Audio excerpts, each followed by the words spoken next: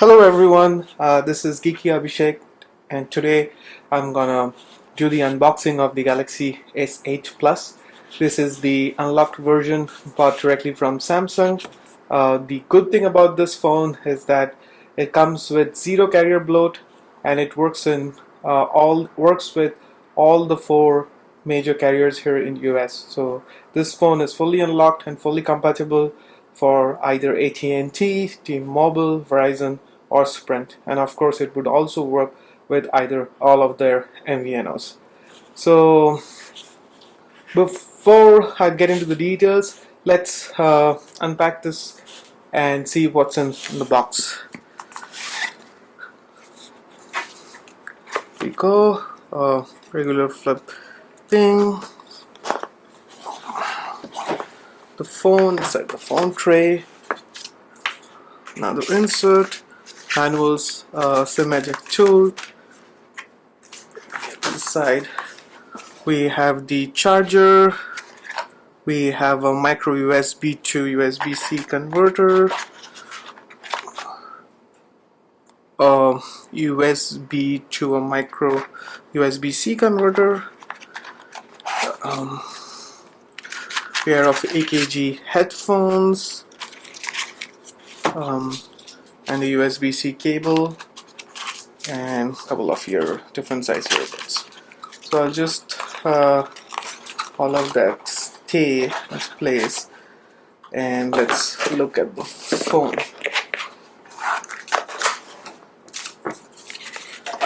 Let me put that up.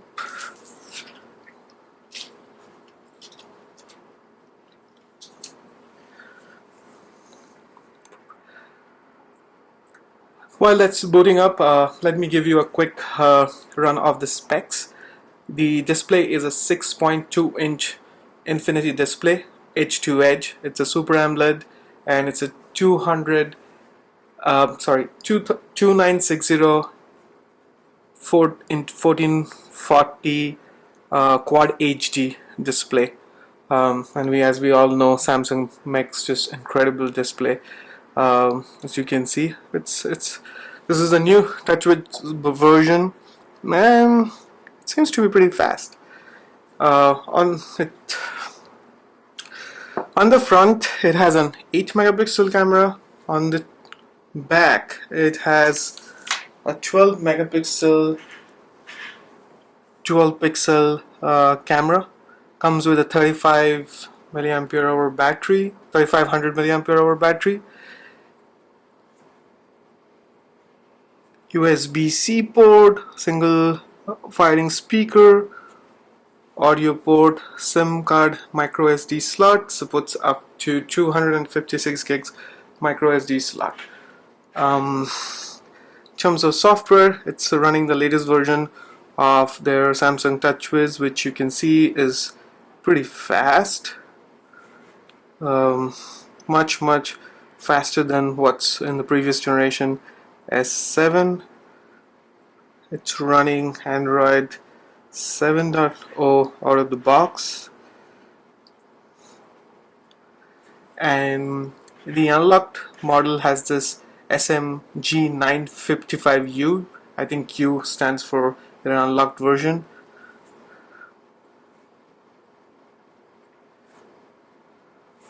As we can see here, let's look at how the device looks from edge to edge. Pretty cool. I mean,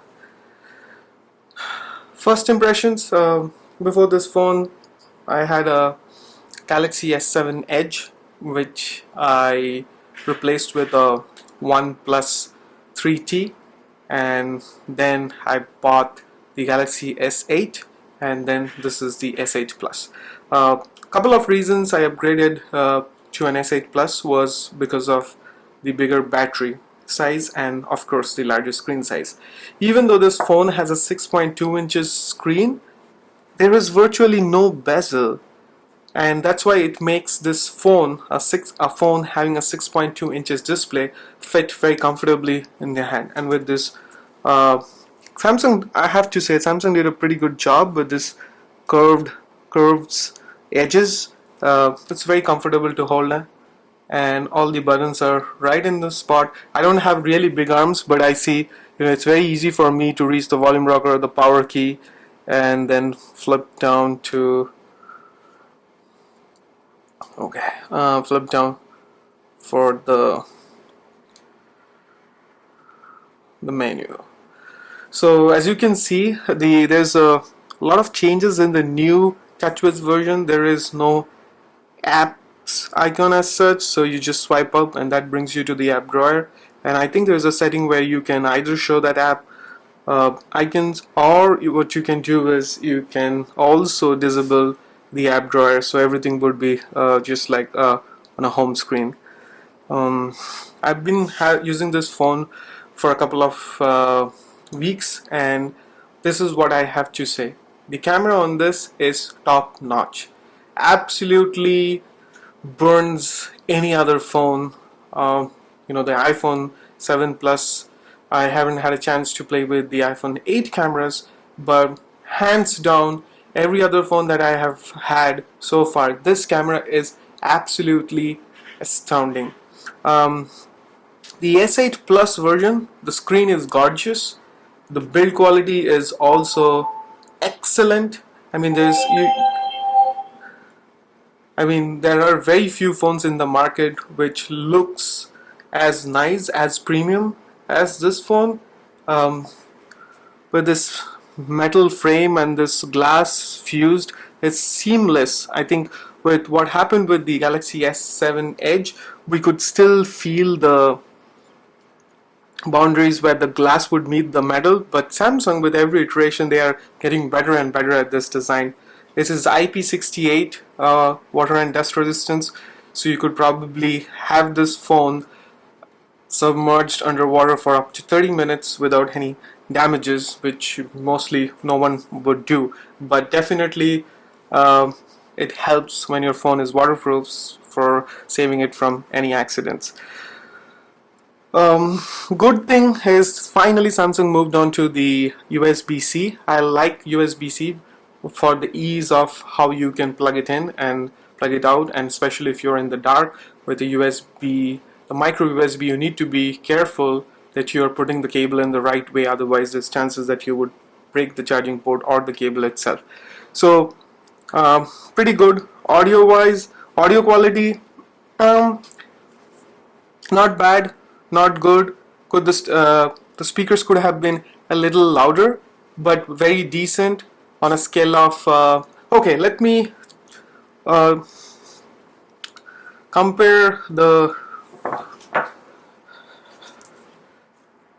time for scores, and here's how these phone turns out on the 5 aspects that makes a great smartphone. First one is build quality and looks. I would score it 10 out of 10.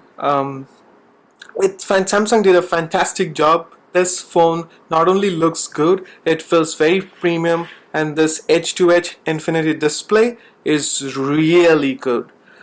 Next point is the camera.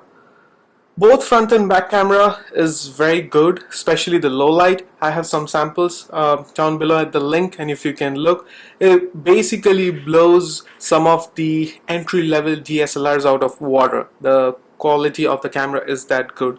Battery life, I would rate it as 9 out of 10. It's, in terms of capacity, the battery is huge, 3500 milliamp hours, but probably because the next point which I'm coming to, I'm rating the battery life as very good, not like astounding, so I'm gonna rate it as 9 out of 10. The final point is the software experience. Well, I prefer to have vanilla stock Android, but different people, it comes down to your choice. Some people like the UI, because sometimes what happens is with different kinds of UI and the skins that the companies put, they also add a lot of features. Some of those features are gradually making into the actual Android OS, but there was always some additional things that Samsung has continued to put. And here's the TouchWiz. I'm not a fan of TouchWiz. The primary reason because it's not as fast and as smooth as vanilla stock Android, so occasionally I would see some slowness, lags, but definitely this is a massive improvement over the previous version of the TouchWiz that was shipped out with the Galaxy S7. I've been using this phone for the last 2 weeks, and I haven't noticed a lot of lags or bugs. The phone is really fast with whatever task I put it through. But I'm coming from a OnePlus 3T with an older generation processor with a little bit of more RAM, but it seems like the OnePlus 3T runs a little faster compared to do this. I mean, I'm not talking about the benchmark scores as such. I'm just as a user, when you swipe through the menus, switch between apps and all, I just felt that the OnePlus 3T was a tad faster because probably because of the stock vanilla Android and not so much of a bloat. TouchWiz, but I definitely have to tell you that Samsung TouchWiz looks really good here. I mean, it's very refined compared to any other skins that's out there. It's very well organized. Uh, like as you can see, uh, it's it's really good. I mean, but is it as good as stock Android? It gives you a lot more options compared to stock Android. Uh, it's well finished, but there's always a little bit of lag because some of the features I don't really use, or maybe you wouldn't use, and I would rather trade those features for a little bit faster experience when I'm. But when it comes to hardware quality, make no mistake, this phone is powered by a octa-core Samsung 8 Snapdragon 835 processor, which is the latest processor from Qualcomm. Has 4 gigs of RAM, 35 milliamp hour battery. This phone makes a beast. I would say this is probably the best phone for 2017 that came out, only slightly beaten by a slightly better Note 7. But if you are someone who actually prefers a smaller phone or you have smaller hands, the Galaxy S8 Plus is definitely the Android phone that you should have your eyes set on, because the Note 7 is only a little bit better than this phone in terms of having a little bit more RAM, and I think Samsung tweaked the TouchWiz a little bit more, so it feels a little bit faster in the Note 7 versus the S8 Plus. But other than that, I mean, it's neck to neck between the two phones, except for the form factor.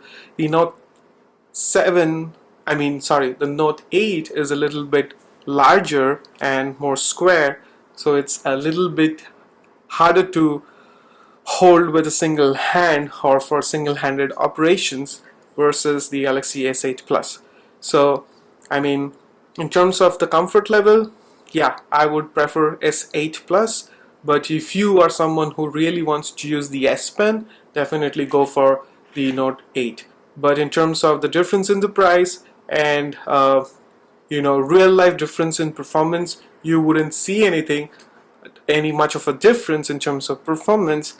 But when it comes to the S8 Plus versus the Note 8, the S8 Plus phone is much more easier to handle, whether single-handed or with your both hands, compared to the Note 8. So that's about pretty much everything about this phone. So on an overall score, if I have to score this phone, it's pretty much 9 out of 10. Check out my other reviews for other devices. If you want to subscribe to my feedback, hit the bell icon that you see on the displays. Leave your comments or feedback, and watch out for other reviews that I come up with. Thank you.